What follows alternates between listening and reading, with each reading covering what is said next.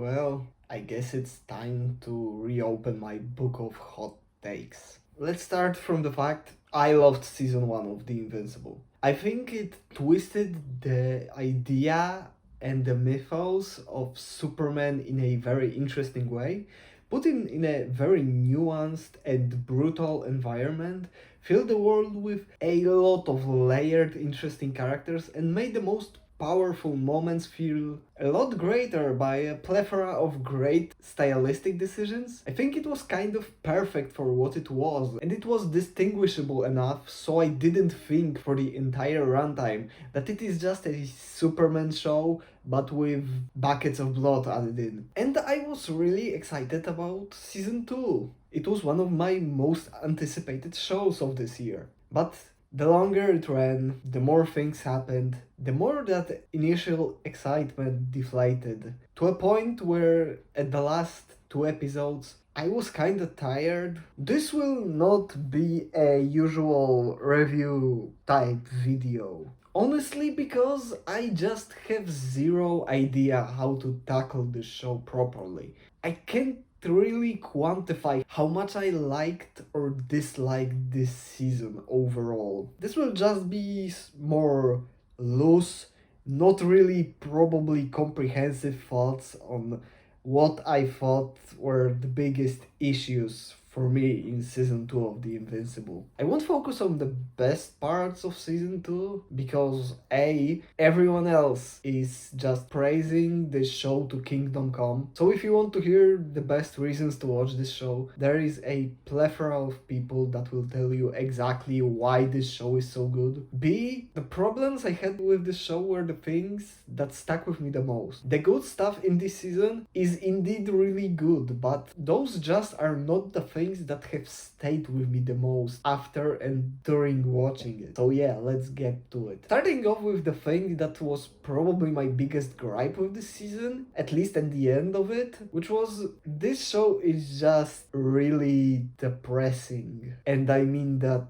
literally. I thought that season 1 found the perfect balance between the very heavy emotionally and tone-wise moments and the superhero being fun. The superhero stuff was just so much fun and excitement. Even with the fact it always had a lot of graphic violence, it managed to perfectly capture why the superhero stuff is so entertaining in the first place. You just love to see these super powerful beings with cool superpowers beat the ever-loving fuck out of each other in a spectacular way. You could really lose yourself in all this action despite the impending doom awaiting at basically every corner. That made all of those super heavy and emotional scenes, like that at this point legendary ending of season 1, hit so much harder. In its very cohesive way, it felt like you got ripped out of this super fun superhero story about growing up into some save the world or everybody is going to die in the most horrific way possible type of shit. These two sides of season 1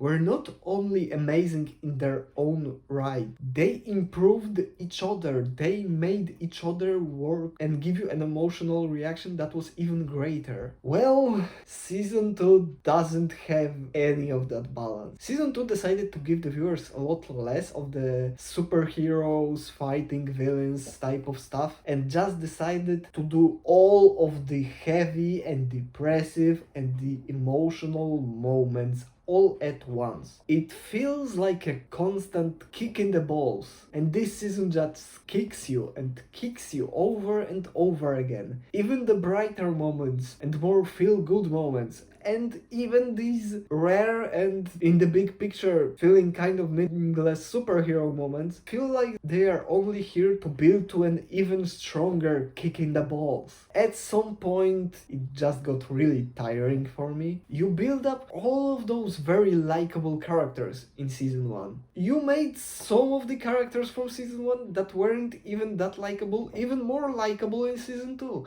and you just bit on them and bit on them for the entirety of season 2. I'm trying to think if anything good happened to any of those characters, and I have nothing. It's just nothing but pain and suffering, with almost zero moments of potential hope for a better tomorrow or even a fighting chance. And I just got so tired. And I just tried to think why it bothered me so much in this show. And I may have two reasons, probably neither that good. First one, at some point I just grew really numb to all of this shit. I just got so used to all the terrible things that happened. I just kinda got bored of them. The best example being the finale, that is supposed to be this huge pivotal point in Mark's journey that will basically set up everything that he does from this point forward. This will probably be the most important moment on Mark's journey to becoming a full-fledged superhero. A big emotional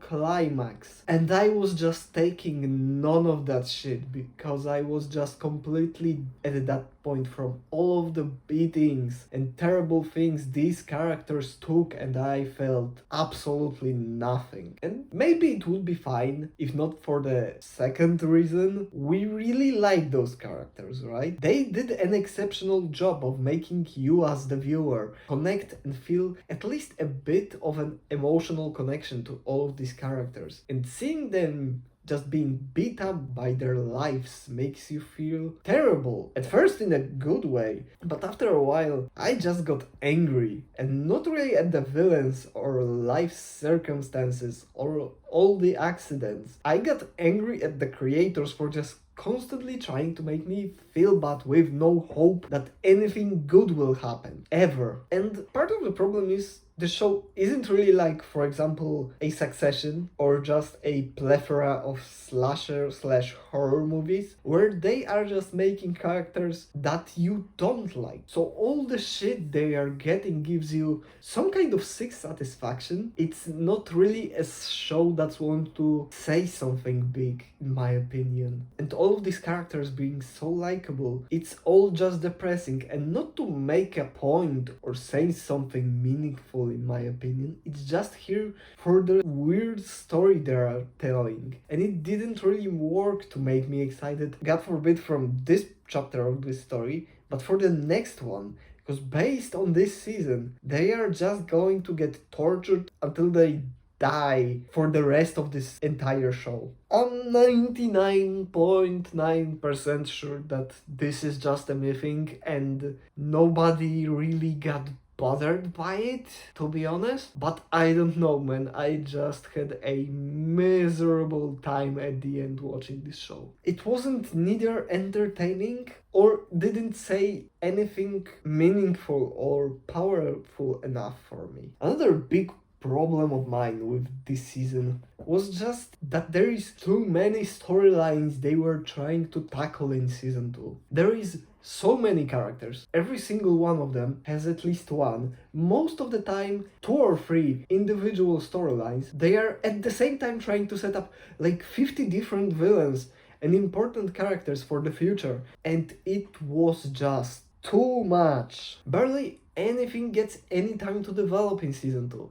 Because there is just too much shit to give anything individual the time it needs. And it's sometimes difficult to even remember what happened at what point, because you're getting a constant barrage of information and development in every scene. Nothing has any room to breathe. So most of it is really either very underdeveloped or just got started, moved a little bit, but there is still a long way ahead of us in future seasons. It feels like something around 16 hours of story in a little bit over 7 hours of runtime of season 2. Even with a much smaller amount of superhero fights in season 2, this show just has no time to tackle all of it well. It really became a huge mess in my eyes. I hope they somehow make it comprehensive enough in season 3, because this was just a lot of things that you kind of remember, but not really that much, because of how much they are just trying to do. A connected issue to this that would make the show flow much better is that basically none of these storylines really intertwine. It feels like they are doing one storyline per scene. We only progress one thing per scene, and maybe I wouldn't have so much issue with it if there wasn't so much shit. Even the storylines involving one character, like for example, all of the Mark storylines, were entirely separated from each other, and they never really come together in any particular moment. It's just a really weird way to tell the story, and in my opinion, it didn't work at all in season 2. The last thing I wanted to complain about is, despite the fact that there is a lot happening and there is a lot of big moments that have huge implications for the future and all of this character development, season 2 felt really filler to me. It felt to me like the big picture story progressed like a tiniest amount. It was just all setting up things for the future, setting up potential story routes to explore, but almost nothing really happened. And it was mostly just treading water for the next big thing that is going to happen. Hopefully in season 3, but after this season I am not that hopeful. There was just a lot of important moments from character's perspective, but the big overarching story that is supposed to push everything forward is just somewhere here, but 99% of the time it feels like a complete afterthought. So yeah, these are my main problems with season 2 of The Invincible. After all of this, I still don't know how do I feel about this show, to be honest. I'm still conflicted even after so much time since the finale happened. I just don't know. What did you all think?